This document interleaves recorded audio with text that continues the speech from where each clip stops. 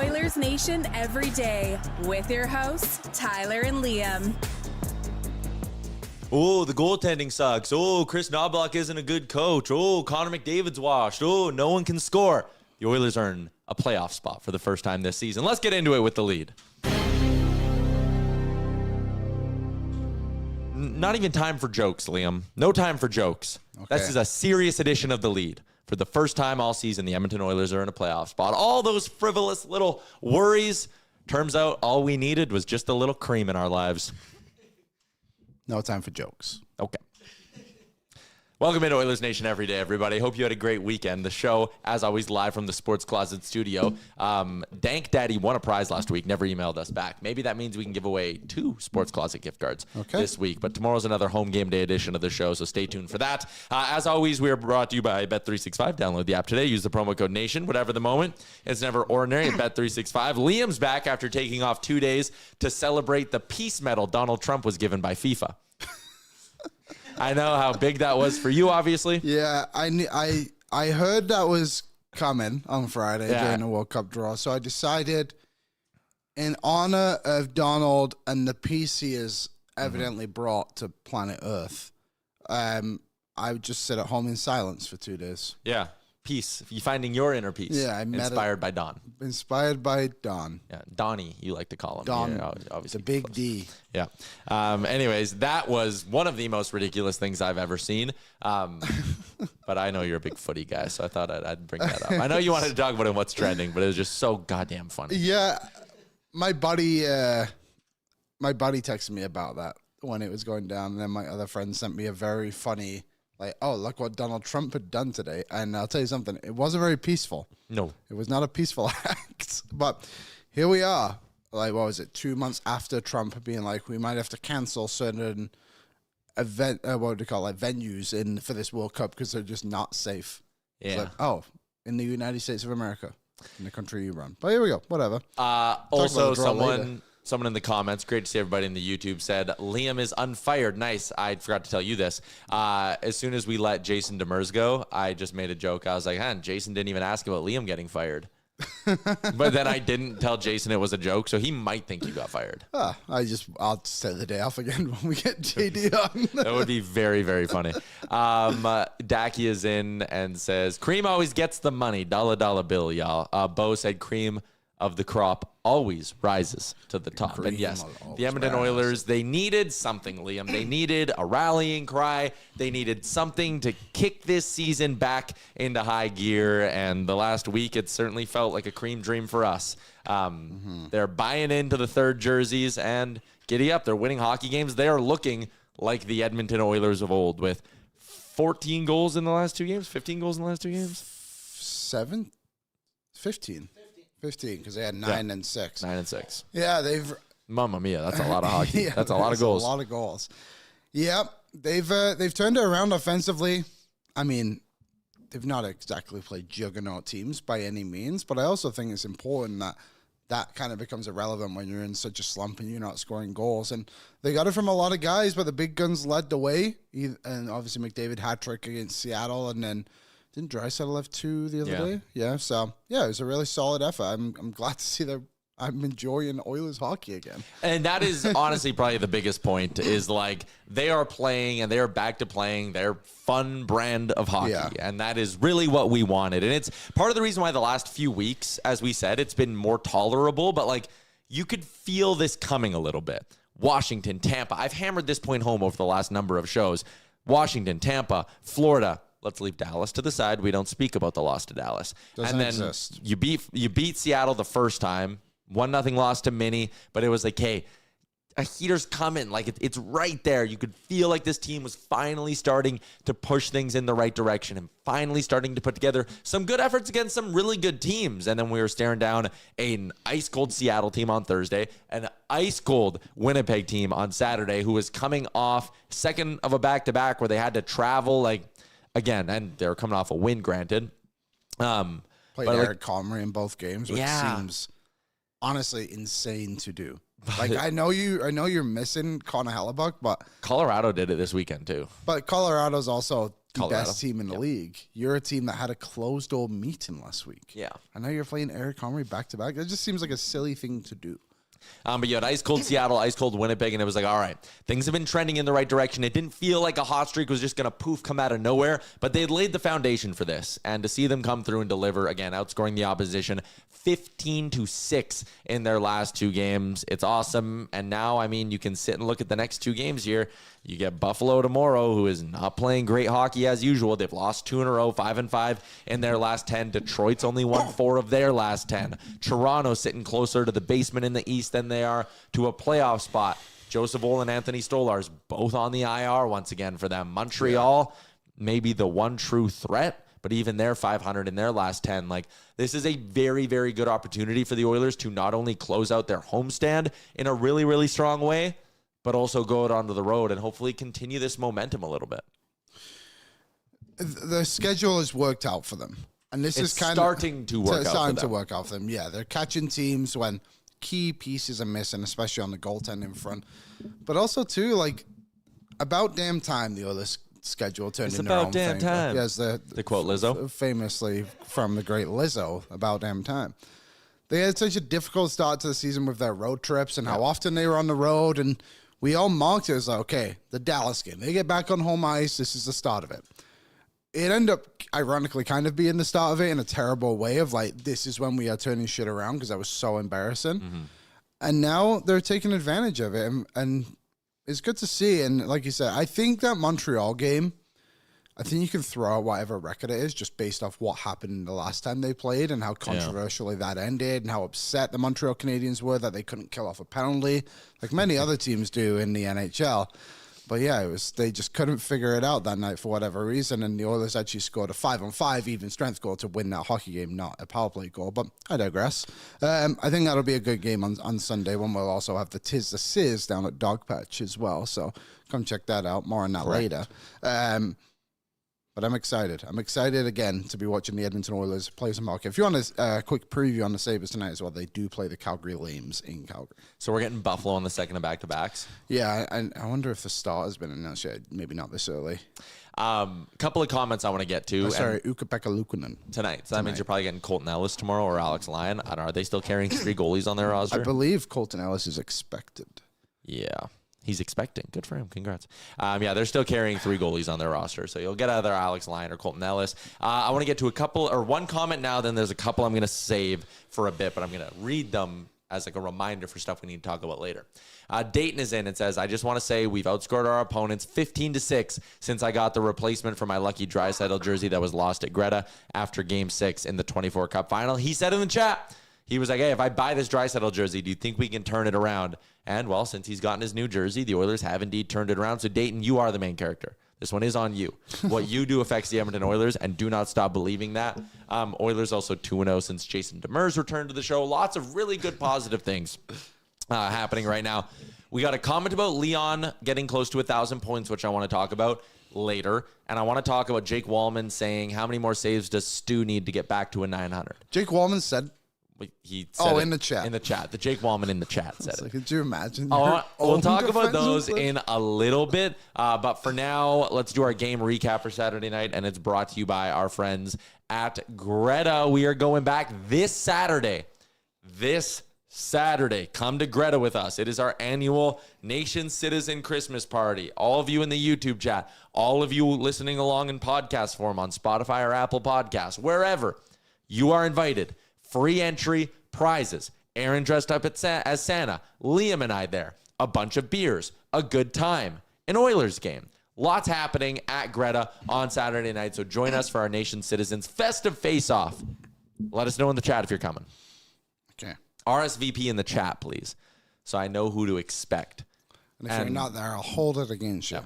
B-Max also, happy birthday. I saw you put it in the chat. Happy birthday. I hope you have a great day. Thanks, B-Max. Okay. Cheeks clapping in. Dream team? Redeem team? Nah, cream team. Cup year. I would just love if this is, the Jays had their white panel hat thing for the first chunk of the playoffs. Okay. That was like really propelling them. I'd love if that's something like this for the Oilers. But we'll really know how these players feel about the cream jerseys if they schedule another game to play them in. Because they were scheduled to play him in these back-to-back games. Was it both? Yeah, it was. Oh, it was, okay. So if they do it again, where it's okay, that wasn't supposed to be it, then we'll know. I don't think they will, but also they used to love those third jerseys, the blue ones, and the orange ones. They loved them. I don't think they will, because I think you would have had to tell Buffalo to bring their darks. Yeah, maybe not for this one, but if we see it like down the road, like if they go into a slump hypothetically, it's like we're wearing this tonight. Dangerous Wade says, I can't go on Saturday because of the restraining order Tyler has against me. Usual deal's good with me, Dangerous Wade. You just sit in the corner of the bar, and I won't tell anyone. Yeah. I won't tell your parole officer or whatever. You're good. LA Canuck dropped in $20. I'm getting sidetracked, but that's fine. Love this from The Athletic today. Road to the Cup, the 5 teams with the best chance of winning the Stanley Cup. I don't want to be the bearer of bad news, but the Oilers might be oiling again. And yes, they very well might be. Our guests today, by the way, are DJ Bean and David Pagnotta. DJ in about 20 minutes, Pagnotta at the top of the hour. Now, with all of that out of the way, giddy up. Let's get into our game recap for Greta. The Oilers needed very, very little time to make it 1-0, and I'll get the mini stick. 17 minutes and 4 seconds, actually. And there it is with Ryan Nugent-Hopkins. I didn't realize you had to get up out of your chair. Quick shot off the pads from McDavid. Nugent-Hopkins continues to skate to the back door, taps it in. But I think the most important part about this, Aaron, no, if we can skip all the way past the goal, let's see the celebration here quickly. Yeah. I think this is vital. It's a vital piece of information. Quick celebration for News, the classic fist pump. Yep. We all know that's coming. And then, whoa! Connor McDavid. Look how happy he was. He let out a big woo. So did Nuge, to be fair. But there's a couple of things that, yes, Liam, I love about this. First off, Connor. Good things when you shoot the puck, right? Crazy things happen. And again, he's smart enough to know what he's doing there. He's throwing it off the pads to Ryan Nugent-Hopkins. But, like, you make your own luck. You create your own bounces. We've been hammering that for the last month or so, especially when they were struggling. That's great. And you're right. They showed some emotion here. I think this was a game where they were like, you know what? Playing the Jets, and not that the Jets are necessarily the biggest rival out there for the Edmonton Oilers, but, like, Saturday night, you're just coming off a big win. McDavid was flying early. You wanted to prove that, like, that win over Seattle was not just like a fluke one-off. Totally. Okay, when it comes back around, Aaron, one more time, just pause it as soon as McDavid gets into the zone off the pass. There. 1, 2, 3, 4, 5. 1, 2 Oilers, and they still managed to get their goal.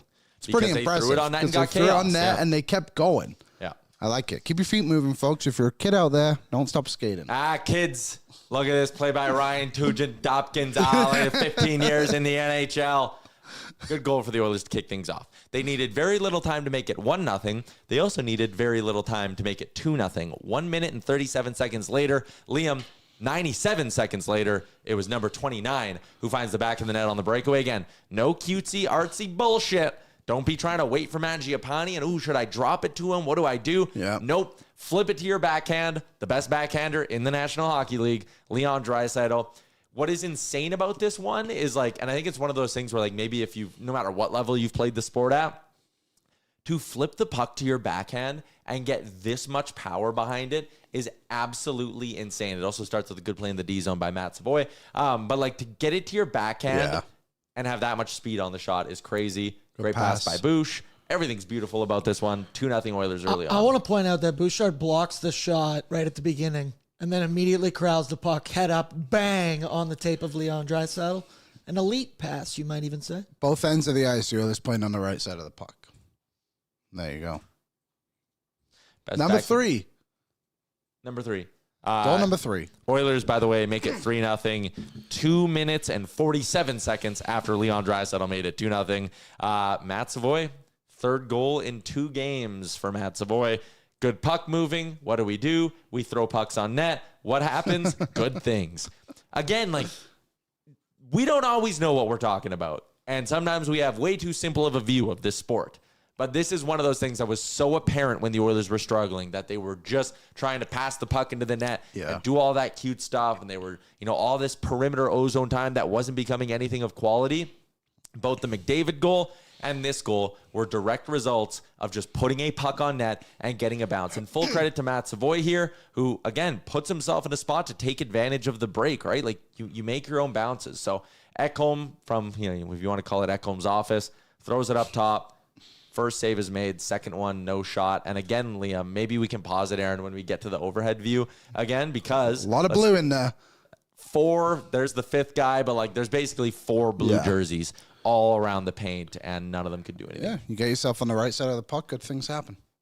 Edmonton wasn't done there. The power play that has been just red hot as of late. The backup goalie shown on the screen, it's never a good sign. Yeah, that is never We've seen that a few times. Power play goes 4 for 5 against Seattle. It goes 1 for 1 against the Winnipeg Jets. So they only get one opportunity, but they make it count. It's Evan Bouchard with Eric Comrie absolutely down and out. No way I was the only one who watched this goal and was immediately like, shit, goalie interference. And then you see the replay once and you're like, oh, nope, Eric Comrie just didn't know what he was doing. Poor guy. Look at him. Watch how far he slides out. I know. That's what I'm trying to see here. Oh, he literally loses his legs like he a deer on ice. so hard on the Draisaitl. Yeah, he did.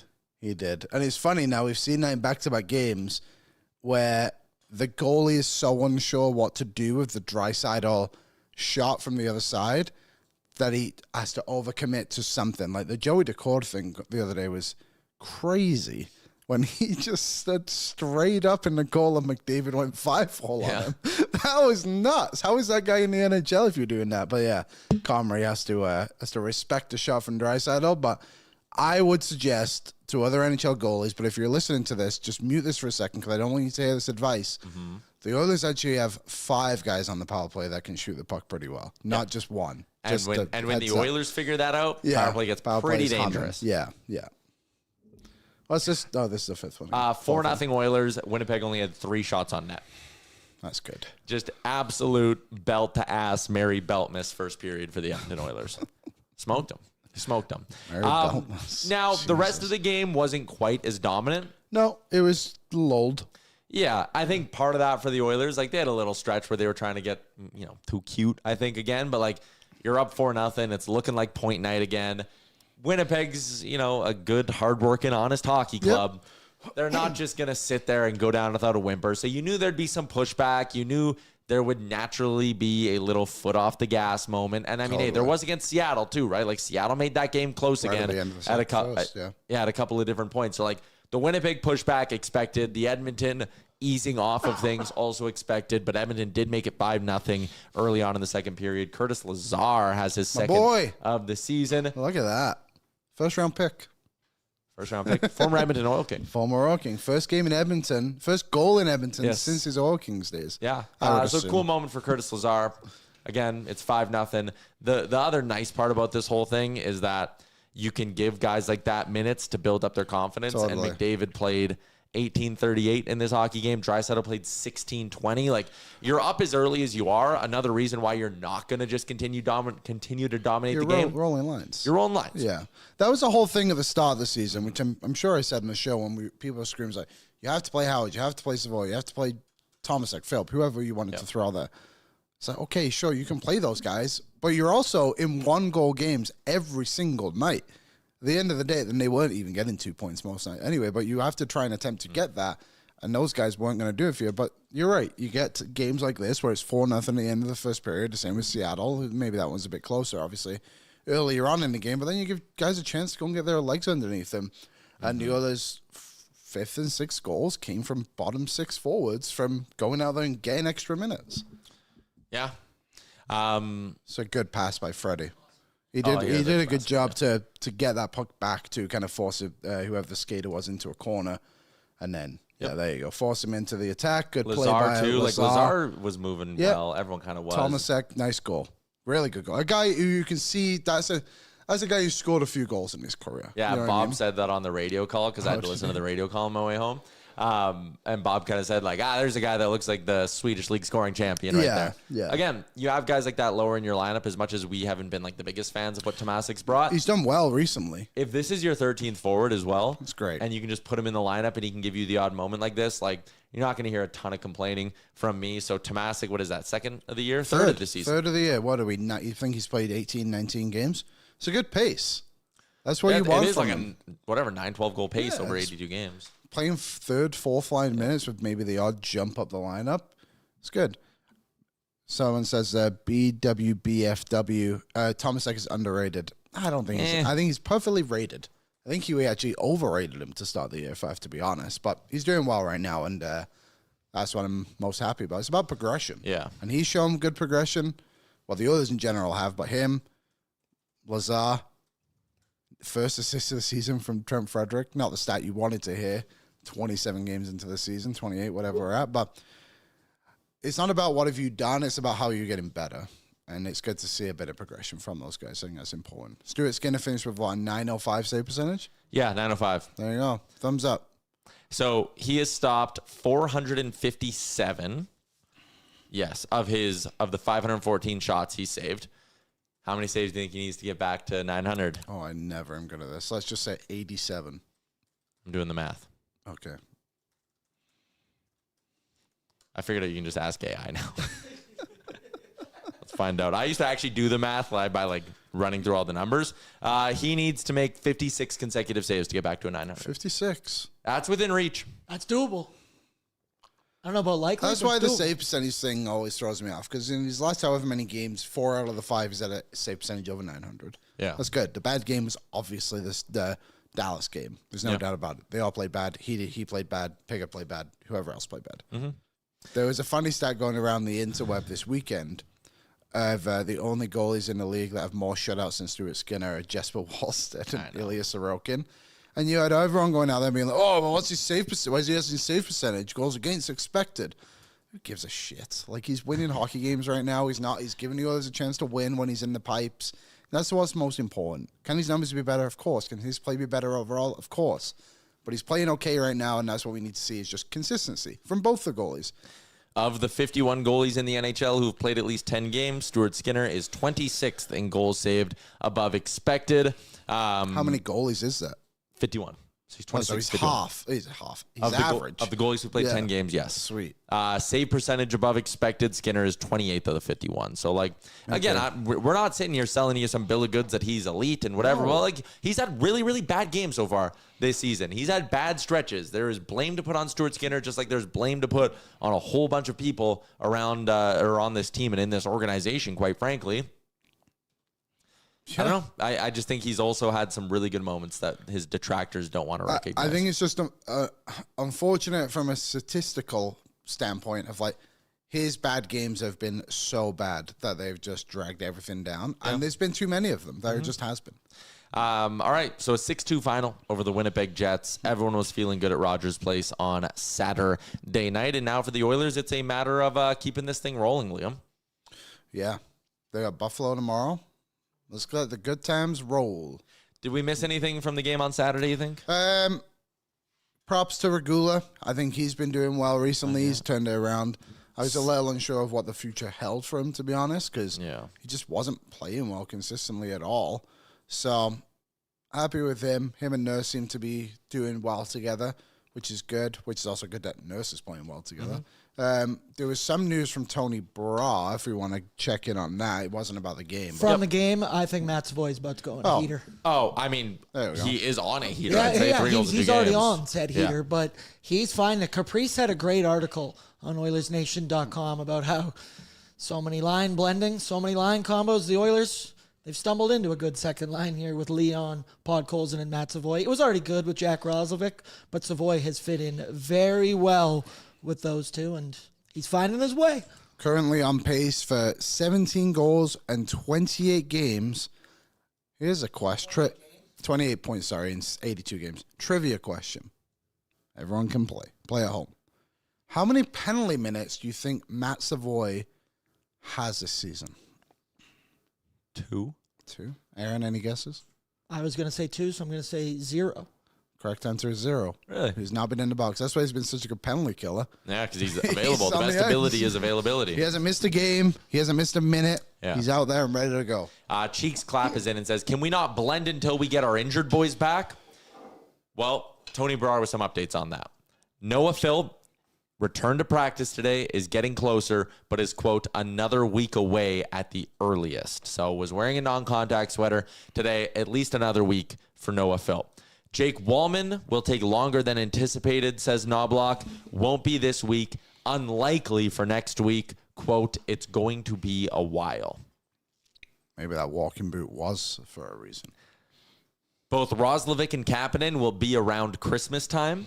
So maybe, and Gregor kind of said this, like slight chance that the Oilers get one or two of them back before the Christmas break. But here's what I find interesting / concerning here.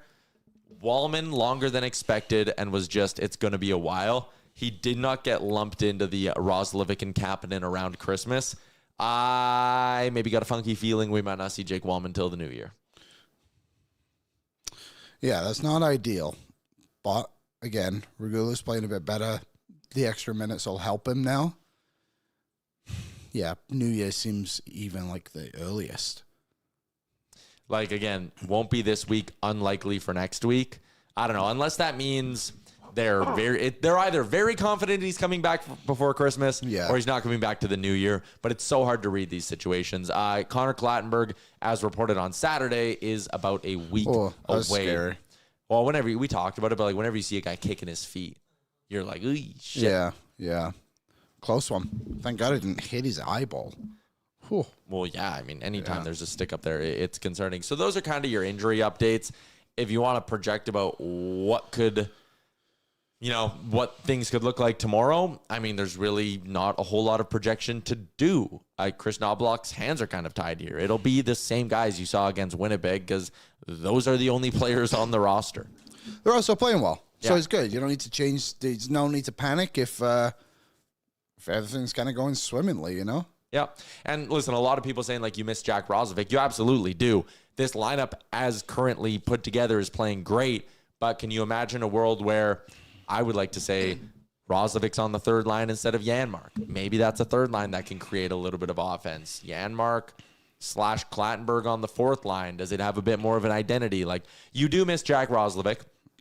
There is a point, and this is something we'll throw Pagnotta's way, is like, there is going to be a roster crunch at some point here. Yeah. Like, if this is your group of 13 and you're committing to keeping 13 guys, or 13 forwards, I should say, on the roster, when / if everyone's healthy, is there anyone right here who you keep Connor Clattenburg up in the NHL over? Probably Philp. Okay, so Philp goes down. Is there anyone here you keep in the lineup? And I'm just asking you the same question or phrasing it the same way, but is there anyone in this lineup that you keep over Kasperi Kapanen? Over Kapanen? Yeah. Because we already established Philp goes down for Clattenburg. So you can send Clattenburg down for Kapanen or Tomášek or Lazar. I would keep Kapanen in the lineup. So Clattenburg goes down. Or Tomášek. Okay, let's do Tomášek then. So we've sent down Tomášek and Philp to keep it at 13 when both Clattenburg and Kapanen are back. And they only have 6 defensemen now with Wallman out, right? Correct. Yeah. And then Jack Roslovic's going to come back. Mm-hmm. You've already sent down Tomášek and Philp. Are you sending down Lazar or Clattenburg? At that point, it's probably Clattenburg.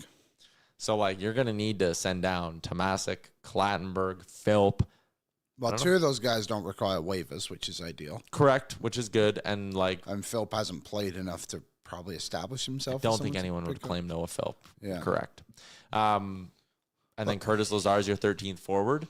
And Kapanen would take Tomášek's spot in the lineup. Roslovic would take Janmark's. Yeah. And you're good. And maybe Janmark becomes your 4C. Or maybe they trade. Maybe they make a trade. Yeah, maybe. I mean, at the end of the day, Janmark, as much as he's playing well, still makes a bit too much money. Kapanen might even make a bit too much money. Tomášek might make a bit too much money. If they wanted to move someone, the option is there too. And we'll talk about this. We'll throw it Pagnotta's way at the top of the hour when he joins the show. But, like, you do all this planning. There's never a guarantee everyone's healthy, right? No, Like, if we find me a team in the league who isn't dealing with injuries right now, right? Yeah, I mean, at the end of the day, we've gone through this exercise. Feels like every week we've had to do it, right? Mm-hmm. And it's like, another week. I told you, it's the biggest hill in the league. Just keep kicking your can down it. It's never going to end. You are right, though, on the 6 defenseman thing. I wonder if there's a point. I'm actually maybe even surprised. Like, when did Wallman... And maybe this is a good sign, ultimately. Yeah, maybe. The fact he hasn't gone on LTIR, because what was his last game now? That would have been, let me think. It was I a have road the answer, game, Buffalo. It was Tampa. Damn it. I knew it was a blue team. So since he went down 1, 2, 3, 4, he's missed 6 games. If it's not this week, you're up to 9. If he's unlikely for the week after, then he's hit the 10-game threshold for LTIR. And then if you don't think he's playing the week after, he's going to hit the 24 days or whatever the number is. So, yeah, I don't know. Maybe I am a little bit confused why they haven't done some sort of a swap of like just put Wallman on LTIR and like maybe bring up an extra defenseman. Maybe they just feel like they want to have those 6 defensemen just in a rhythm right now. And like they practice together, they only practice together, try and establish a bit of something. Maybe. I know Bakersfield was going through some injuries. I don't know if they're still going through them, but maybe that's the reason too. Yeah, fair. Let's get to our first guest of the day. Let's see what DJ Bean's appearance on the show is brought to you by Oodle Noodle.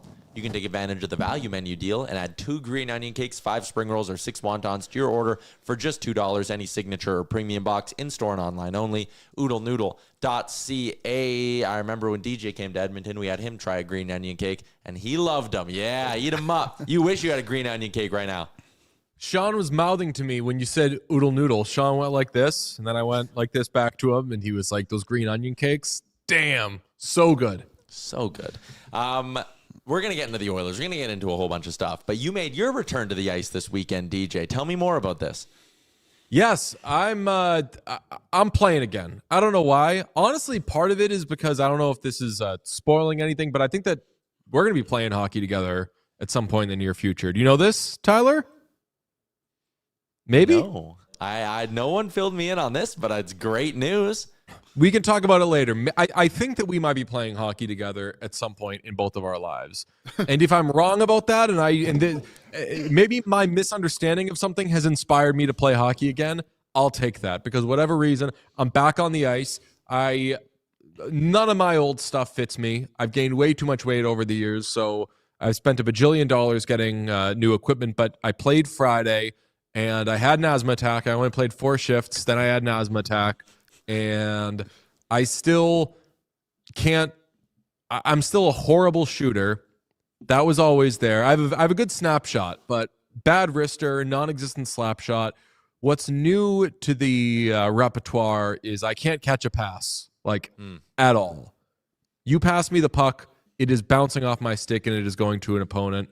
And as a Leon Draisaitl fan, perhaps the world's greatest Leon Draisaitl fan, being bad with the puck on my stick brings me such shame. But yes, I'm back to playing, and I'm bad, but nowhere to go but up. Does Pete play too? Yes, Pete is off camera saying, "Oh yeah, he does," and he's saying he's great. Okay, well, I'm excited for all. No, of he that. doesn't. He doesn't. He doesn't. He's played. I played hockey with him before, and he was very good. So if you guys if you guys are coming up in January, are you all playing, or are you going to be the only one playing, and are they just coming up for the vibes? Pete, you're playing, yes? He said, and trailed off. This is how podcasts should be done. Yes. A fourth person off camera and a game of telephone. Yeah, exactly. All right, let's talk about those Edmonton Oilers. I will tell you, last thing, when I got my shoulder pads, I got Darnell Nurse pads. Just like nothing. Oh, nothing. I look like there's nothing going on.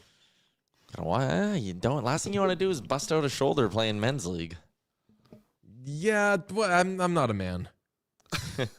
Okay, let's talk Oilers. You went and did some research. We got stats, we got graphics, and it's all based around this team buying into their identity as the cream team. Yeah, they're the cream team. Obviously, everyone knows that they are 3-0-0 in the cream jerseys. Yes. Some would call them the disgusting jerseys. Some would say I think they're more dress-up time jerseys. I don't think they look that bad, but when I see them, I'm like, they're absolutely playing dress-up. This is it's a little ridiculous, but it's also ridiculous to go from 2.88 goals per game in other jerseys to 7 goals a game in the cream jerseys. The goal differential, too, is absolutely wild. Minus 18 in the homes and aways, plus 12 in the cream jerseys. The results are the results. And there's a fourth category I didn't add because I am off of I don't do any Trent Frederick slander. I'm waiting for him to turn it around. Before then, people, if they want to make jokes, can make jokes. He has, I believe, 2 points in regular games, like home and away, 1 point in cream jerseys. So the points per game for even a player who's not having their best season, much better performance in the cream jerseys. Are you seeing any other positive trends from certain other players? Oh, here we go. Connor McDavid, 8 points in 3 games on the cream jerseys. It's incredible stuff that's going on in these cream jerseys, DJ. Yeah, I mean, Draisaitl, 8 points. McDavid, 8 points. You could take any sort of 3-game sample from those two, and you're going to probably get 8 points because that's just how they play. But Evan Bouchard, 7 assists in 3 games in the cream jerseys, out of his mind. And then also you got this is more of a kind of late breaker, but the last 2 games, all this performance has come from Matt Savoie. 3 goals in the cream jerseys. Very, very good stuff from our guys. And listen, this is a fan base we've been through. Dylan Holloway kind of coming up, not really working. He goes somewhere else. He's great. And, Ike Howard was fine. And I'm by no means saying like Ike Howard's never going to be a top 6, top 9 player. I think he will be. But it is nice. There is something about Matt Savoie doing what he's doing and growing up in front of our own eyes and having this little run. Because it was very clear before the offensive production that they had a player here. But now it just kind of like you feel validated that he's putting up these kind of numbers. Yeah, I heard you say it on a recent episode, and I texted Sean the other night, and I was like, it brings me a lot of joy to say this, but Sean famously is a Buffalo Sabres fan, and the McLeod-Savoie trade had very big win-win potential, and I think that so far it looks like a win-win, but I can't imagine it ever feels good for a Buffalo Sabres fan to see one of their young players and high draft picks go off and look good elsewhere, but I said to him, it probably is going to upset you, but Matt Savoie is going to have a very long and very good career. Like, he's going to be a very good player. And I don't know if he's going to be a 40-goal scorer, but I don't think he needs to do that if he's playing with Leon Draisaitl. Savoie currently has more goals this season than Ryan McLeod, by the way. Oh. Savoie has 6. Ryan McLeod has 5. And they'll face Can we off get against some each NHL other again. Can we get some NHL Edge top speed stats, though? Because I think Ryan McLeod would be laughing as far as that's concerned. You don't understand. He's fast. That's why he got the nickname the Fast Zamboni.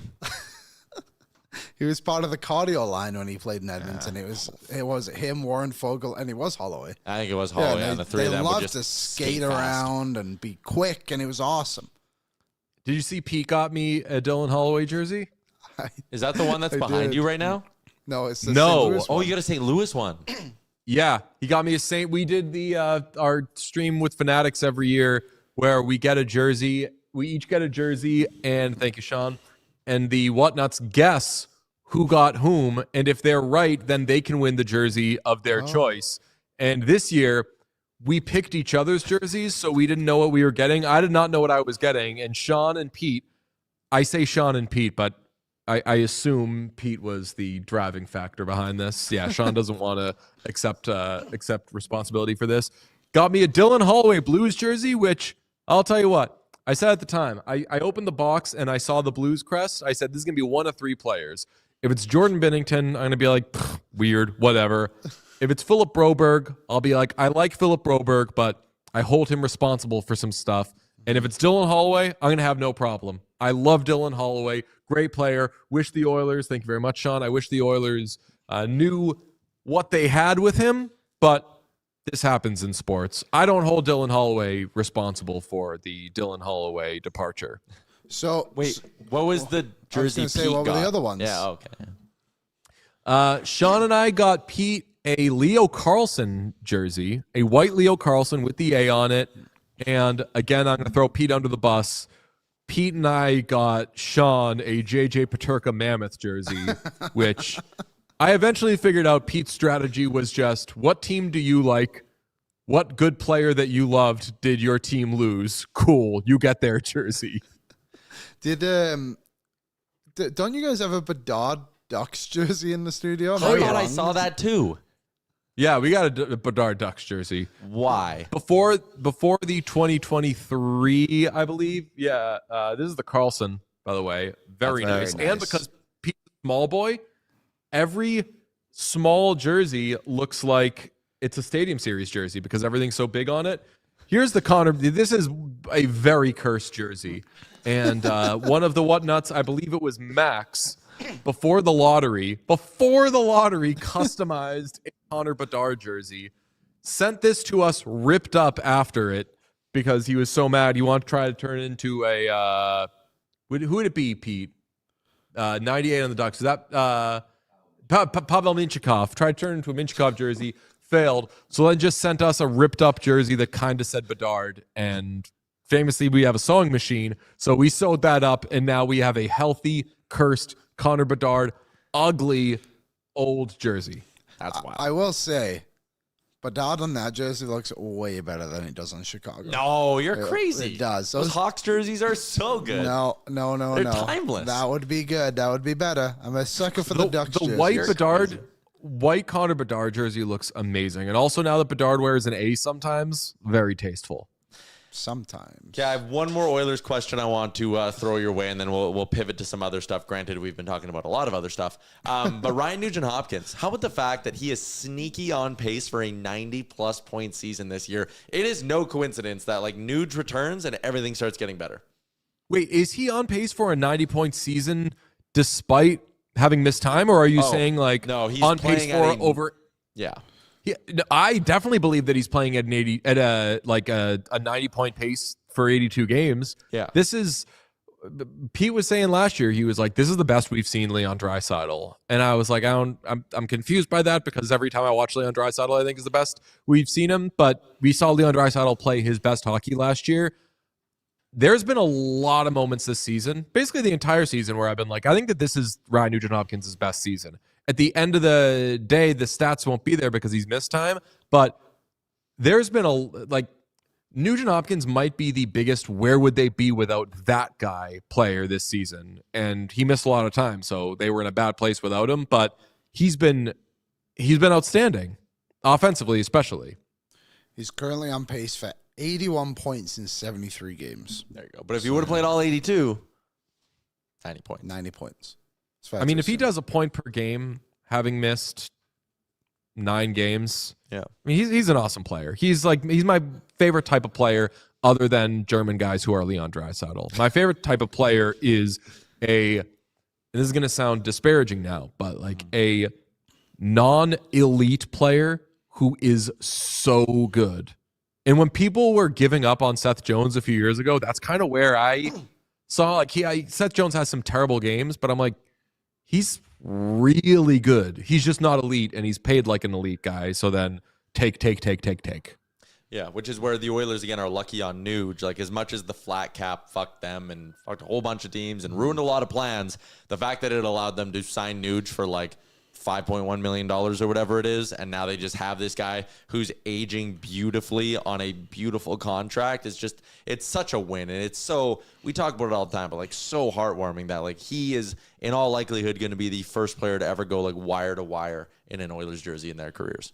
I also kind of hope they keep that line together for a long time. Yeah. You were kicking around potential nicknames for it, calling it the McHuge line. I don't like that. I like it just if you guys would just say like going huge. Like the Oilers went huge with McDavid, Hyman, Nugent-Hopkins. That's neither here nor there. I think that at some point when they call some of these guys up, be it Ike Howard, I don't know. I don't want the ship to have completely sailed on Quinn Hudson, even though he might right now project as more of like a 4A type player. It would be nice at some point when you call those guys up, if you can say, hey, play on the third line with Ryan Nugent-Hopkins, that would be great. But for now, keep Nuge up there on that first line because he's definitely been a first-line player. Hyman's starting to get it again. And then McDavid, I mean, you saw him against the Kraken, just out of his mind. Mm-hmm. I think especially, too, when Roslovic comes back, maybe you can just slide him on the third line because he's willing to kind of hold on to the puck and kind of drive a line in that way. But we've missed the whole main topic of this conversation. You guys have been going crazy over heated rivalry. And I just want to, can you fill us in for what's been going on heated rivalry? Is it a week-to-week thing? Is it a binge-watching show? I haven't tuned in yet.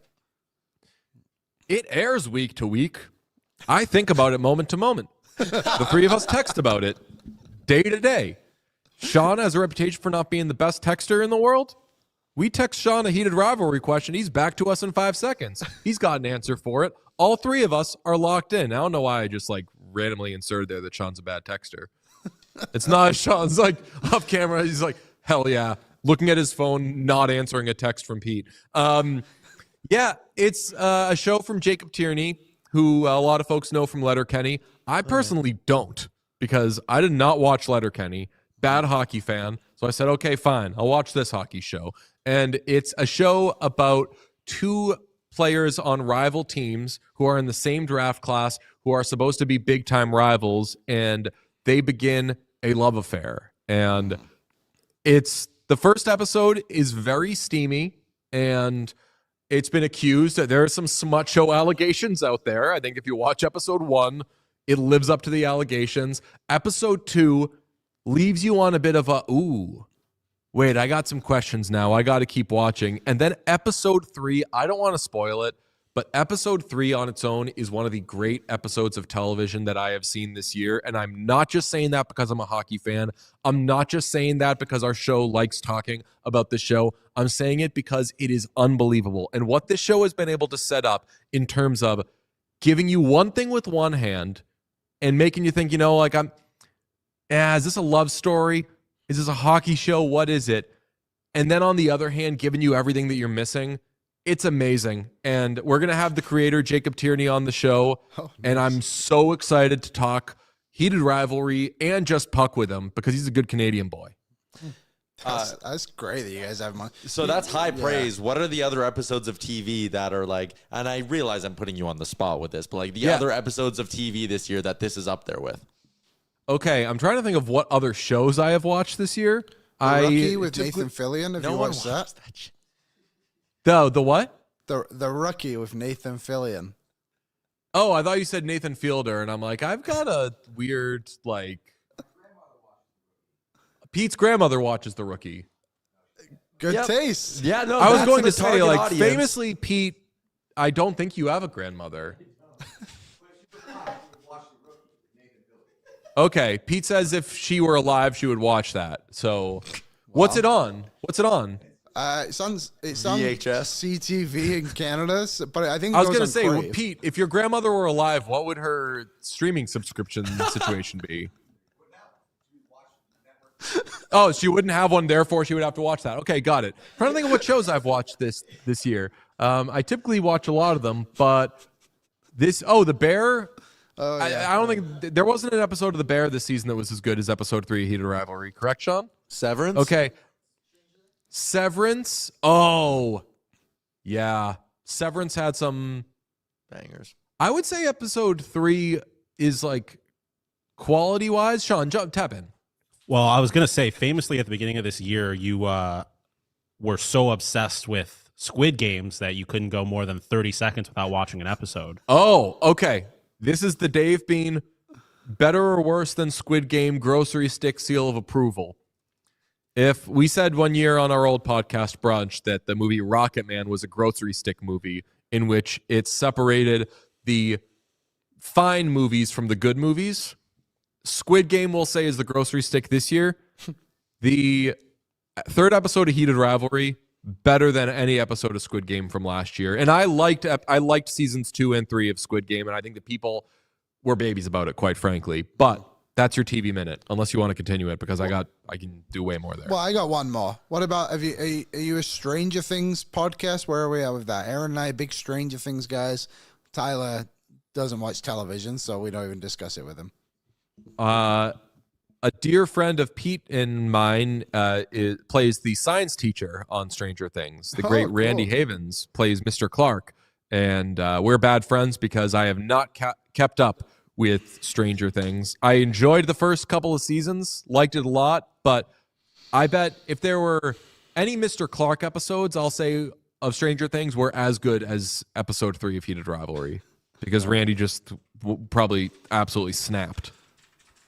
One more for me, and then we'll let you go. How cool is it having the chef reactions guy on your show? That was great for me to view. So cool. And plans are being made to hang out with him because that's how solid a dude he seems to be. He's gotten into hockey recently, followed Pete. and went to a Red Wings game, a couple of Red Wings games, and he's just into hockey now, and that's amazing. So it's cool that he was willing to do some stuff with us. But you could see from him, like that guy just seems like a really, really class guy. He's so funny. I love his TikTok. Yeah, he's great. I was real into it a while back where it was like dominating my algorithm. But anyways, DJ, appreciate you popping on. The Oilers are in a playoff spot. Vibes are good. So instead of bringing you on to like bitch about the blue line and goaltending, we get to like talk about TV and shit for 10 minutes. It's awesome. Wait, can I do a 10 seconds, ask you guys a question? Where were you on the hug? Not even anywhere close. They scored a goal with 5 seconds left or whatever it was. And I think Skinner just went out to him like, hey, man, like, don't worry about that one. And Pickett's had a tough season. Like, I think he just reassured him. I thought you said hub. I was like, what? What are we talking about? Took me a while to clue in on that. But yeah, no, I think I'm the same way. I think it's a matter of time before Calvin Pickard is eventually gone. The fact that things are starting to come out with the Jarry stuff, that it's like, oh no, the Oilers were not including Skinner in that makes me feel better. Because again, matter of time before Pickard's gone. But I just think the goaltending duo right now and the way the team's playing, it's buying them time. Yeah, we talked about it today, and Pete for like a year has been on the yes, get a goalie Oilers, but in a lot of these cases, I'm not saying replace Stuart Skinner because whoever you're going to get isn't going to be a surefire top-end starter anyway. So whoever you're getting, pair them with Stuart Skinner. So I saw that Tristan Jarry stuff over the weekend, and when Elliott said Pittsburgh won't retain, they want to pair him with Skinner, I was like, thank God, because of the goalies that we talk about, and even not all of them are available, but like how many of them actually would you say, okay, definitely replace Skinner? I can come up with 3, and probably all 3 of them aren't available, and that's Saros, that's Sorokin, and that's Swayman. Their names, it's very alliterative, but like those 3, yeah, replace Skinner. Also S. What's going on? The other ones, the Binningtons, the Merzlikins, the Jarrys of the world, like what the hell? You know that all 3 of those are going to be better than Stu Skinner in the playoffs? You know something I don't. The Merzlikins one, people love to connect that dot, and they've been doing it for years. Merzlikins makes 0 sense. Yeah. Binnington, I just don't think it's a realistic conversation at all. Jarry, again, I think there is something to Tristan Jarry and those rumors, and I think there's legitimate smoke there and all of that stuff. I just, again, if you have a Jarry Pickard conversation, are you truly better off? No. No. And you'll have had to give up something in that case. Gross. Skinner. Get that out of my life. Unless they do it, in which case I'm going to be like, ooh, Stan cooked. Yeah. All right, DJ, appreciate your time. Thank you for popping on. Thank you for playing telephone with Pete. And thank you, Sean, for also appearing on the show.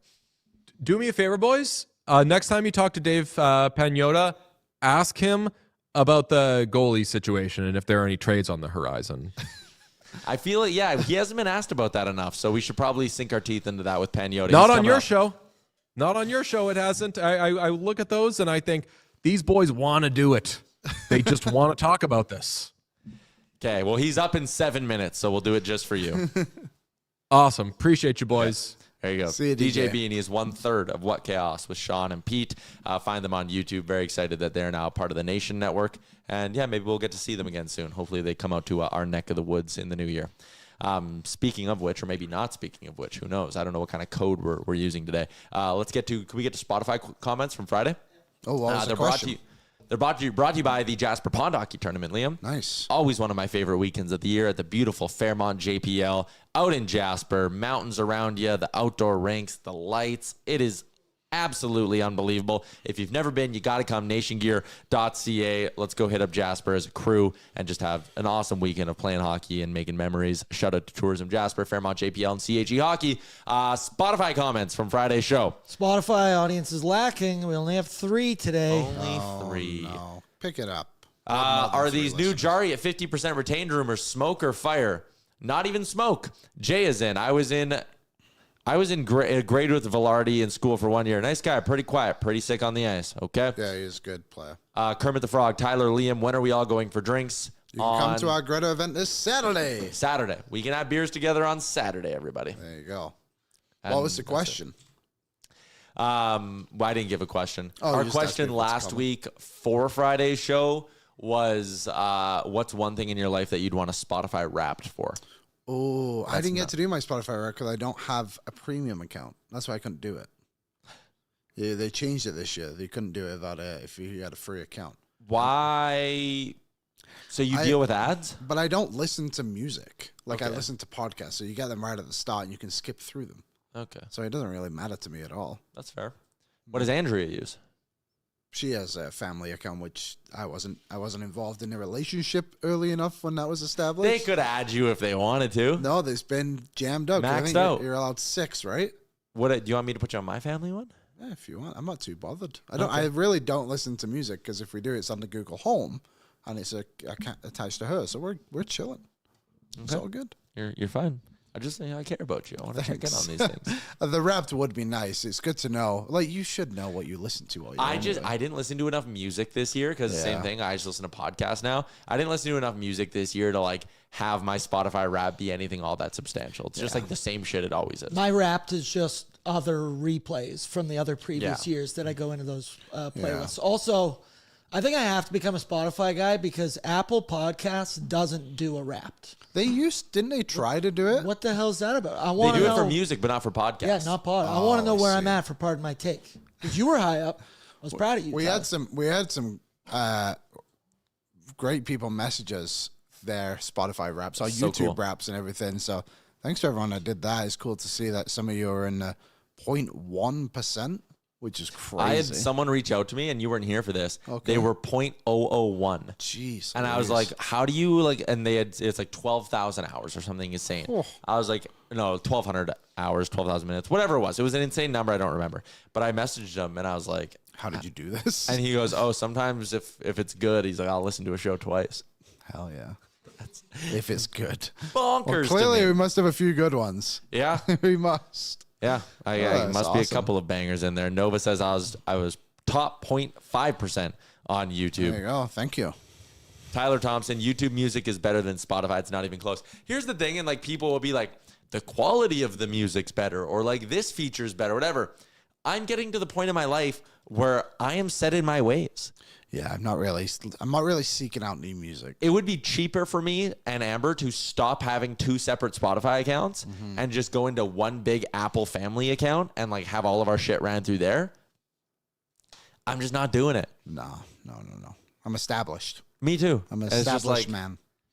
I mean, oh, it save you like $8 a month or like this, whatever. It's like, I just it's won't not get even worth the momentary Yeah. headache of like, oh, I got to transfer all my shit over and like make a new account and like all that. It's like, blech. We are, speaking of percentages and everything, we are still on pace for 1 million views on the I wanted to ask about that. So we're still okay.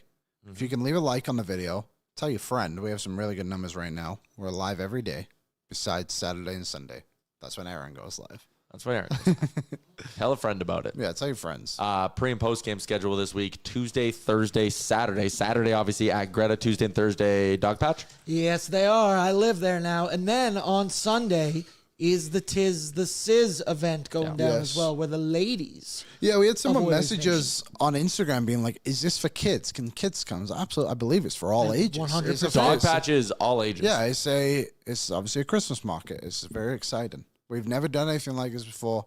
Lisa and Kennedy, I think, are leading the way for the most part on this one on our side of things. So it's going to be good. I'm It's going to be gonna good. pre-gaming down Yeah. there for the Tis the Sizz event, so we'll be down there.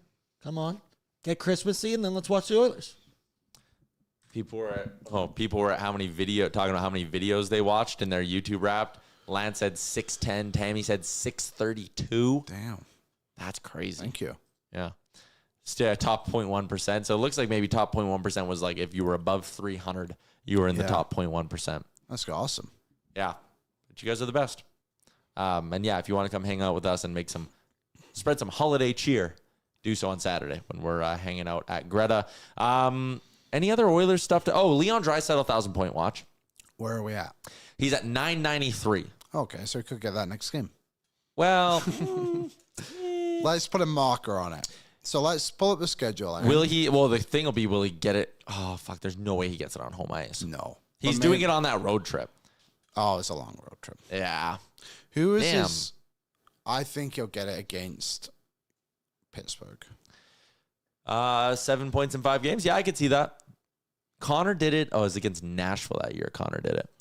Yes, that's right. Leon Draisaitl, if I shouldn't say if, when Leon Draisaitl gets there, in all likelihood on the road trip, he will become the 103rd player, 103rd player of all time to reach the 1,000 point mark in the NHL. It's crazy that it's that low of a number.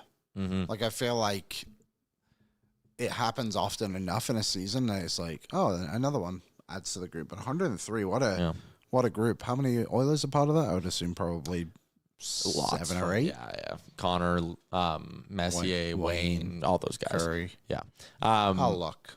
I'm just clicking on random shit now on this on the NHL all-time leaderboards. Mm-hmm. Leon Draisaitl is 35th all-time in game-winning assists in the NHL. Dang. Did not know they calculated that stat. No, that's a good one to be a part of. Yep. Well, who's number one? I just skipped away. It's probably Wayne. There's no way it's not Wayne. Wayne Gretzky is 239. Second on the list has 196. Okay, good to know. Should we get out to the Star Mechanical guest line? Probably should. Edmonton's #1 plumbing and heating company. You can find out more by visiting them online at starmechanical.ca. My furnace was acting up the other day. Oh. I almost had to call Red. Luckily for me, it fixed itself. I would love to take credit for it. I did quite literally nothing. It just turned back on. But I was real close to dialing up Star Mechanical. You know why? Because they're Edmonton's #1 plumbing and heating company, and they do 24/7 emergency services. Shout out to Star Mechanical. As we bring in Dave Pagnotta from the fourth period for his weekly appearance on the show. And we just had DJ Bean on earlier, and he wanted us to ask you about the Oilers goalie situation. He said you haven't been asked about it enough. It's true. It's like twice we've talked about it this season? Yeah. Very perimeter conversations. Yeah. Yeah, nothing too pressing there. Is the sky still up there, right, in Edmonton? First show we've done all year with the Edmonton Oilers in a playoff spot. We're fine. We're barely even talking Oilers today. Everyone's back to relaxing. There you go. See, it just took a little bit of extra time, and now we're good. So we don't have to talk about goaltending anymore. We can watch this team start to climb even more. See some of the kids like Savoie getting more points. Can we see some other guys contributing? It's all good now. Yeah, and like they were trending in the right direction for a couple of weeks. We talked about it. Like a few of those losses at the tail end of the road trip. I liked Washington, even though the goaltending wasn't good. I liked Tampa. I liked Florida. They played Seattle a couple weeks ago. Smoke them, dominate them. It's 4-0. Beat the shit out of them on Thursday. 15 goals now in their last 2 games. Like we as a collective at Oilers Nation and our nation citizens have all kind of exhaled a little bit. Do you think like the front office has kind of exhaled a little bit too? Yeah, I think so. I don't think they were breathing too heavily or they were like keeping things like, needing the oxygen tanks or anything like that. Because I think they thought that this was going to happen. Now, what we're seeing in the NHL now is because so many teams are in it, it's taking longer to widen the gap. And, when we have a better idea around the quarter mark, like we've had in the past, it's now like, okay, well, we got to get closer to that 25 to 50% part of the season when we start to realize this guy isn't falling. We're okay. We got through the hurdles that we needed to get through, and we can start looking forward and upwards. So I think that's where their mindset has been at. That's why they haven't been reactionary. That's why they've maintained that they're comfortable with what they've got, and they'll look at improving where they can, if they can. But there was no need from their side to do any knee-jerk reactions. Did they go out there and put feelers? Yes. Did they go out there and make their calls and inquire and see who's available, who might be available, all the stuff that the GM's supposed to do? Yeah, Stan Bowman's been doing that. But they haven't felt the need internally to rush into anything or to just do something because everybody watching the team was pissed off for a stretch. That's just how it is. Like they still view it as, well, we're only a couple points out of a playoff spot, so we're still pretty comfortable. Mm-hmm. They might actually be forced, though, in the next couple of weeks here to make a decision on the roster just based off players returning. What is it? Kapanen, Roslovic, Wallman looks like he'll be out for a while, so maybe he's not quite part of this yet. But what do you foresee them doing? Do you think that could be like a small move, being like, hey, we're going to send Janmark, for example, away for a 6th, 7th round pick, or are we just going to send someone down? How do you think? Or they could just game the waiver wire. Yeah, the waiver wire. Yeah, I mean, again, like nothing is overly pressing from that side of things. They've obviously mapped this out and said, okay, if we have to, a guy's out, we've called someone up. How do we make the money work? I think they figured that out. Now, yeah, they can go the waiver wire, and they lost Stetcher, to Toronto off that. It's got to be a risk you're willing to take, but right now I don't see anything that is going to keep them up at night. Like, I think they're still in a good position. They still understand where they're at. They still feel, okay, we're going to get more out of the more games Hyman's going to play, the better he's going to be, more comfortable he's going to be. So that's in their back pocket as well with everything going on. If they have to move out a body or send somebody down, so be it. But I don't think there's anything substantially worrisome in the moment. I think it's still a matter of just collecting all the info, doing your due diligence, and seeing what's going to be available down the road. What's the temperature in LA like right now? And I don't mean the physical, literal temperature, but 25? Okay, sorry. Yeah, it's probably better than it is in Edmonton, Dave. That's why I didn't want you to answer it. But Vegas, we kind of know what Vegas is. Anaheim's off to this great start, and I actually think it's really impressive that even with the Lucas Dostal injury, they found a way to keep plugging along and winning some games here. But LA is in an interesting spot. They're the lone team out of the group of contenders, if you want to call them, in the Pacific that's under 500 in terms of wins in their last 10. There's stories fluttering around about Philippe Deneau, and they want to add scoring. What do you think Kenny Holland's going to get up to here? Yeah, so they're still looking at scoring as secondary scoring as an option for them later on in the season. They've got a little bit of cap flexibility. They're still going to continue to see where they can pull out another weapon to help them out offensively. Now, it was great to see a 6-0 outburst from them on Saturday against Chicago, and probably deserved a better fate Thursday as well against the Hawks, but whatever, that's hockey. The confidence that they showed after that game on Saturday was, for them, very comforting, because you got guys off the schneid, you got guys that were popping in a few, guys that kept that going, that momentum throughout the game. Deneau's gotten looks. He got looks on Thursday as well, but he just hasn't been able to finish. But he's been doing some good things there. His minutes have been all over the place the last little bit because his play overall has struggled. And I think, when that kind of stuff happens, teams look around and say, okay, would you consider moving this player? We've noticed, one game last week or a little over a week ago, he played 12, 13 minutes. Then it was 17. Then it was down to 15. So everyone's kind of just wondering, well, what's your plan with this player? Well, this past week, his line started to get going again. Trevor Moore's played a lot better. Warren Fogel's been better the last couple of games. He scored the opener on Saturday night. Moore, as I said, I think he's got 8 points in his last 7 or 7 in his last 8, something like that. It's just Deneau offensively has struggled, even though he's getting some chances and getting some looks. But I think it's more, they're not chopping him. And there was some talk earlier on in the season that maybe he's asked for a trade. I was told that's not the case. But there are teams that are kind of poking around to see, would that be something LA is going to consider doing, especially if they dip later on in the season. But right now, they want to add offense. It's probably something that's going to be later on in the season. But unless something falls into Ken Holland's lap. And there was all this speculation about a coaching change last week. Not the case. They legitimately have not talked to Peter DeBoer. He's not talked to any NHL team so far this season. So I know the conspiracy theorists are saying, well, what's the GM supposed to say? Well, he actually spoke the truth this time. Pete DeBoer's doing what every sane person would do if your job fired you and had to pay you for a year. That he's sitting at home and not working. Come on. Yeah. Use your brains. The Team Canada stuff, that's it. He's focused on that. He's still collecting that Dallas paycheck for the rest of the season. And if it's the right opportunity that puts him in a place to contend as well right away, then I think he'll look at it. But that's so far, he legitimately hasn't spoken to any NHL clubs about a job this year.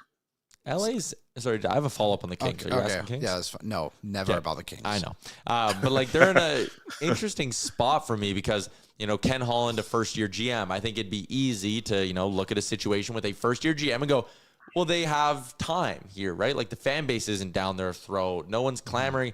But Ken Holland's not just any old first-time GM. This is not a situation where they're rebuilding or retooling. He was brought in to push them over the edge. So do you think he's facing a bit of pressure? I mean, Kopitar last season, that's got to be a big story too.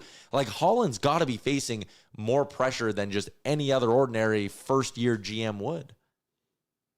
I mean, maybe a little bit. He certainly hasn't portrayed any of that. Hasn't given off any signals that that's the case. But it is Kopi's last season, and they wanted to maintain their competitiveness, and they wanted to see some of their guys take the next steps. Like Quinton Byfield still hasn't really exploded into the player that everybody thinks he can still be. And, sometimes these kinds of players, it just takes the second half of the season, they really get going, and then that sparks the career trajectory. Like Kempe's been solid, Fiala's been solid. Everyone's just taken a little bit longer to get going, which is why they've reverted back in so many instances this season to a defensive style, kind of boring hockey, but it's kept them competitive. Now, if the offense can get going, it gives them more options to execute. And I think, again, that's what Ken Holland wants to do. He's looking at some outside help, but at the same time, he wanted this team to maintain its competitive levels. And quite frankly, if Darcy Kemper wasn't the goalie of this team, they'd be in a hell of a lot of trouble. But now that things are starting to roll for them slowly, and prior to the 2 losses they had earlier on in the week, they only lost 3 in regulation in the last 20. So they were still collecting points. They were still in the mix. Just, again, they want the offense to get going. And I think, again, I don't feel like Ken Holland feels any pressure other than keeping this team in playoff contention. And hopefully you gain some pieces and you get out of that first round, you get out of the second round, which obviously they'd like to do. So there was all that speculation last week on what will NHL players do when it comes to the Olympics? Do they go? Do they not go? Obviously the rink isn't big enough. If they don't go, would they also have to change the entire coaching staff? I've never really thought of it from that angle, but would Pete DeBoer be the only guy that would hypothetically be the one that can go? God, what a mess. I mean, there's still the break in the season. They're not going to suddenly just say, okay, we're going to start playing now because building availability, all that stuff. There's still going to be that break. Now, okay, you can practice more if they don't go, but I would imagine that the rest of the coaching staff but I mean, like for all the countries, are you creating a backup plan right now for who the hell could be on these teams? It's going to be like, there may not even be, like, worst case scenario, there's no hockey at the Olympics. No men's hockey at the Olympics. Worst case. I don't like the threats that the league is now throwing is to just make sure that the IOC gets their heads out of their you-know-what and, pushes this construction along and make sure everything is done. I'm anticipating everything happening. It's just not happening anywhere near the pace that anyone expected or is comfortable with. But, I mean, that's just, unfortunately, the nature of the beast right now. Every time the Olympics comes around, there's one event that's up for debate if it'll go. Like at Paris, they were unsure if they could even swim in the Seine because it was so disgusting. And every scientist was like, this place is gross. And next thing you know, the mayor of Paris is jumping in and being like, it's fine. Like, I feel like this was just inevitable that something was going to go wrong, and it just happens to be hockey. The biggest concern, I think it's been relayed already in the last few days, isn't necessarily the size of the rink. It's off a little bit. It's nothing, like, not what they anticipated. They were expecting NHL size rink. That's why there's a big hoopla over the size of the rink, because they were under the belief it was NHL size, not international size or IHF size. It's more just the quality of it. Like, can it stay top notch? Is like, have they sourced out Daniel Craig? I don't know they got to figure out what to do here to make sure that if they're playing, 5 games in almost 24 hours, is the ice going to be cut up so badly that you're screwed? I think that's more of the concern right now than anything. But we won't know definitively until about a month from now.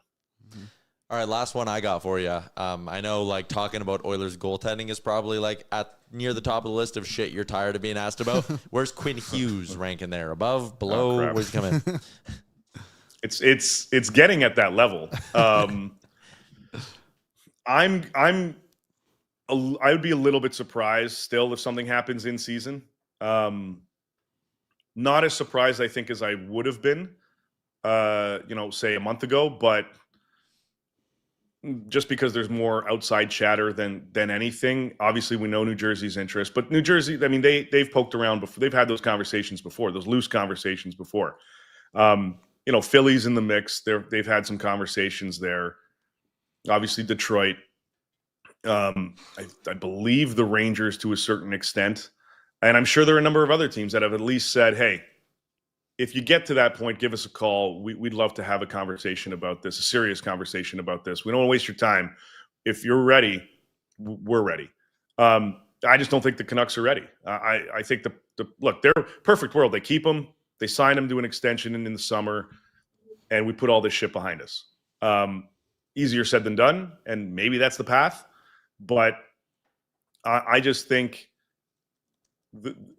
I don't see something happening, and I could be completely off, and something happens, or whatever. It is what it is. I just haven't gotten the sense that we're looking at something in season. It's not as, for me, definitive as the Oilers goaltending situation, where I've been pretty adamant that I'm not expecting anything at all this season.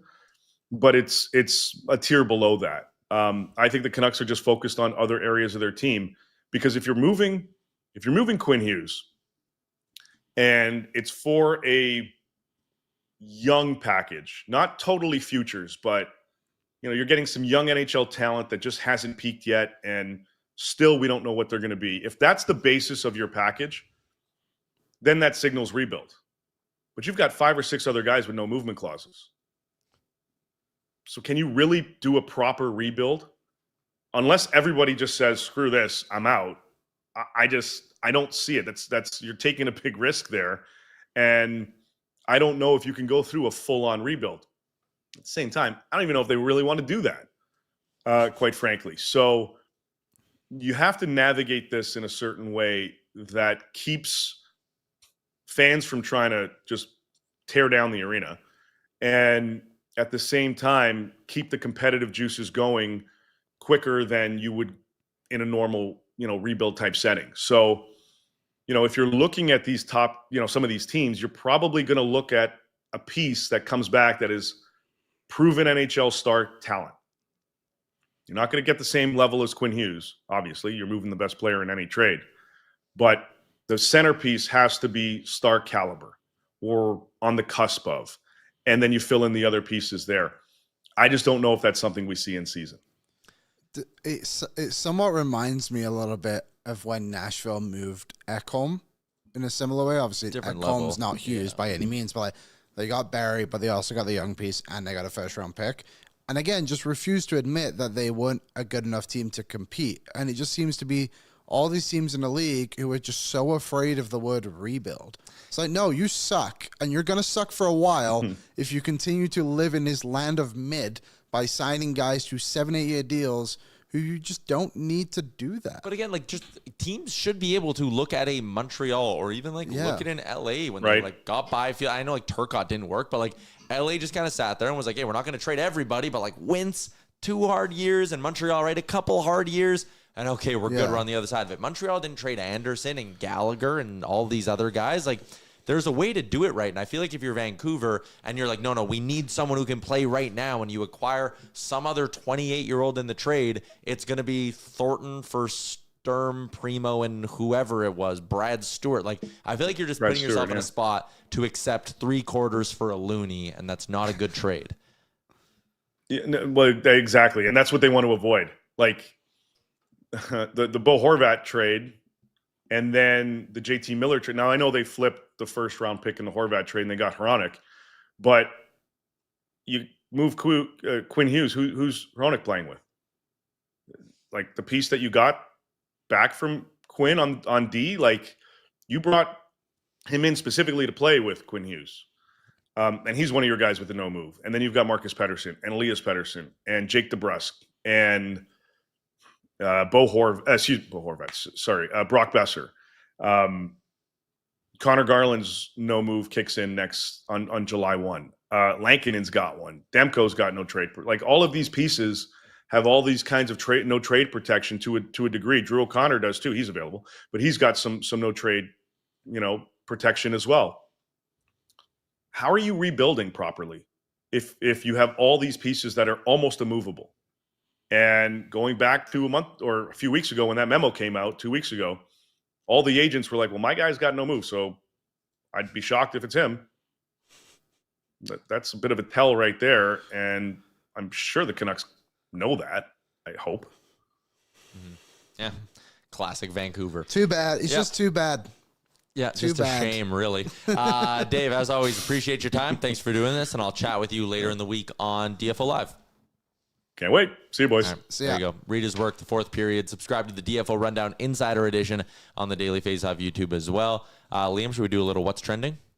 Let's get into it. Let's get into What's Trending. World Junior roster. You want to talk about this? This is your area of expertise. Yeah, well, juniors obviously came out. Aaron, if you want to just float up the graphic there. Okay, so obviously there's a lot of big names in there, but there was a quote from, I believe his name is Andy Miller or something like that. Whatever his name is. He's the head of basically the World Junior rosters now, and I think most junior teams that they throw out there as well. Said they wanted to actually try and build an identity for the team and not just have it as like, these are the best players available, and we took all the best players. So it's an interesting approach. Canada obviously has played poorly, to say the least, in the last couple of World Juniors. But from a local standpoint, Ethan McKenzie is an undrafted player. I believe he's undrafted, or maybe he was a Canucks. Either way, wasn't expected to be on the team at the start of the season, but plays for the Edmonton Oil Kings. Sort of beauty the other night. Yeah, he is undrafted. He's a hell of a player. Really good puck mover, skates really well. So glad to see him. He's committed to North Dakota. Obviously, you have guys like Keaton Verhoff, who's from Fort Saskatchewan, as well. Sam O'Reilly, who was obviously an Oilers draft pick too. My eyes are fading away, but Tej Akinla, obviously a bit of a local tie as well. Thank you, Aaron. and is one of the local player on there too. Who is it? Can't see him. Doesn't matter. Team's not bad though. Few, Goaltending is the same as last year. but they're gonna cut a guy. Yeah. We'll see how they do. Probably Carter won't be George. Carter George should make the team. He was the starter last year. Should. Ivan Kovic and Ravensburg are both first-round picks. Mm-hmm. So, Carter George was the hero last year that kind of got their tournament on track. yeah. So, we'll see what happens. It looks like a pretty decent roster. I think Canada has a lot of skill in this, but also a lot of guys who will play what we can call, I guess, traditional hockey. But obviously some NHL names there not on the list. But it is expected that guys like Harrison Brunicki, Benjamin Kindle, Michael Misa could all still go and play. Kindle thing kind of got squashed. Did it get squashed? Okay. Well, that makes sense. He's playing really well. And Berkeley Cannon also got injured, so I don't think he'll go to at least the camp, but is a week-to-week. Cole Reshney, a local guy? Oh, he's from Macklin, Saskatchewan. Home of the Bannock World Championships. Is that right? Correct. The World Championships. World Championships. Reshney did play in Edmonton, though. Played for NAX Academy. Canada has not medaled in back-to-back World Junior tournaments. They have finished 5th or worse. Haven't even gotten past the quarterfinals. So they're looking to right the ship. It's in Minneapolis and St. Paul this year are the 2026 World Juniors. We'll be sending Jeff Merrick and Stephen Ellis there for Daily Face-Off. So we'll look to chat with them as we get a little bit closer. But there's your World Junior update. World Cup draw, can you tell me good or bad for Canada? Good. I would say good. It's definitely not an easy group by any means. For people who didn't see, Canada is in Group B, which means they'll kick off their tournament on the day 2 of the World Cup. But they're in a group with Switzerland, Qatar, and the winner of a European qualifier, which will be Italy, Northern Ireland, Wales, and Bosnia. And people will just jump to the assumption of like, oh, Italy will make it through. No, that team is ass. Is Italy that bad? Oh, they haven't, what is it? They haven't been to the World Cup, if I'm not mistaken. The last time was either 2014 or when they won in 2006. It's something stupid like that. So, yeah, they've not been very good at all. They obviously have done well in the European competitions. They beat England at Euro 2020, disappointingly. But this is a good group for Canada. Canada has beat Qatar recently. I think it was just before the last World Cup. Switzerland's a good team. It'll be a good test. But also, Canada plays all 3 of their games in Canada. So that's really good for them. Really good for them. England got put in a group they're actually in the last group, so I have to wait till the last day. Croatia, Ghana, and Panama. Ghana. How many groups are there? Oh, my goodness. So it goes A to L. So I think that's 12. Okay, so you need to obviously come first in your group to get out No, top 3 go. from your group. I'm pretty sure, yeah. This is the So how first many time teams they've are in done. Canada's group? Four. Oh, They've wow. done 48. This is the first time they've ever done 48 teams. What am I looking at? I know, it's an absolute mess. Like, I just think this is... Oh, so there's like a wild card third place Yeah, team. maybe it's not every third place team, but like so many of the best third place Top teams. two, it go. looks like, because there's 1, 2, 3, 4, 5, 6, 7, 8, 16, 32 teams get in. So yeah, top two of every group will get in, and then there's a third wild card team from a few of them, it looks like. Yeah, so whatever that pans out to be. Yeah. But so basically, if you win one of your two games, you got a shot. yes, Winning the draw gets you in. Yeah, it's a bit of a mess. I don't like 38 teams. The top 8 third place teams get in. Okay. I don't like this many teams because I just think the competition is so it's so Diluted? Yeah, diluted than it has been in the past. Could get crazy upsets, though. I don't know if we will, to be honest. When you get to that medal or to like the actual bracket round, there'll be some crazy shit. You might get one. Yeah, there's just a lot of them. Like some of these teams, like who wants to watch Uzbekistan play? Probably the Uzbekistanians. I guess. But it's just like you got to fill all these stadiums. It's like, okay, well, Algeria and Georgia play each other. I can't imagine that's going to sell out in Levi Stadium, Santa Clara. No, I think they're all going to sell out. I don't know. I think some of them will actually be really bad. I think this could be one of the worst World Cups we've ever seen. Wow. I know, If that's how you feel about expanded format, how do you feel about the college football playoff draw? Okay. So I don't know a lot about college playoffs, Neither do I. but I know that the best teams should go. And I think it's also stupid sometimes. And I saw the Texas coach had a bit of a rant on this. So they obviously have to make their own schedule. Yep. And Texas played like so many of the top 20 teams. I think they played 6, which was the most in the country. Whatever the number was, it was the most. All right up there. And they didn't make it, and they had a winning record against those teams. So this coach was basically saying, it's like, okay, so now you're just telling people like, oh, you actually don't have to play good teams to get into the college playoffs. You can just play a few, like you're a quiet amount. You don't have to go above and beyond. Here's my thing. It used to be 4. It used to be 2. Yeah. And like we went to this bigger format to end the debates and give like just to make sure all the truly elite college football teams got in, right? Mm-hmm. Everyone else should just be lucky they were in the conversation. Yeah. Like if you're going, like if you were an undoubtedly one of the best 4 to 6 teams, we'll even say, in the country, you are in. They do not fuck up that bad where like a team who has a case to be a top 4 or a top 6 team does not get in. You could argue the teams who missed out, Notre Dame, Texas, all that, they don't even have cases to be top 8 teams. We're debating them being 10, 11, 12, 13, 14, or 15. You probably aren't winning, and even if you do win, like, I don't know, I think it's against the spirit of it. Be lucky you were in the conversation, aim higher. It used to be really hard to get in, and because we made it easier, we have, like, good programs thinking they're elite programs. I also think it's diminished what a bowl game is worth now a little bit, too.